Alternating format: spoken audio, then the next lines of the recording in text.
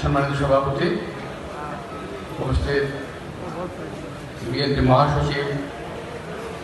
মির্জা ফখরুল ইসলাম আলমগীর, মঞ্চে উপবিষ্ট আমার শ্রদ্ধেয় নেতৃবৃন্দ, আমার সামনে উপবিষ্ট আমার ভাইয়েরা ও বোনেরা, অনুরোধ করছি কোনোভাবে আজকে শহীদ রাষ্ট্রপতি জিয়া রহমানের ৪৩তম শাহাদাত বার্ষিকী উপলক্ষে দেবেন না এবং দয়া করে আমরা অনেক ছাত্রদলের সকল পর্যায়ের নেতা কর্মীদের সুশৃঙ্খলভাবে এবং খুব সুশৃঙ্খলভাবে আজকে খুব মনোযোগ সহকারে এই আলোচনা শুনে আলোচনা সভাকে সফল করার অনুরোধ জানাচ্ছি। আমার মঞ্চের ডান পাশে ঢাকা মহানগর দক্ষিণ ছাত্রদলের বিপ্লবী সদস্যচিব নিলয় সহ উপস্থিত যুগ্ম আহ্বায়ক, আপনার সুশৃঙ্খলতার শৃঙ্খলার সহিত সবাই অবস্থান গ্রহণ করছে, সবাইকে ধন্যবাদ। এখানে ঢাকা হাতের বাম পাশে ঢাকা মহানগর পূর্ব ছাত্রদলের বিপ্লবী আহ্বায়ক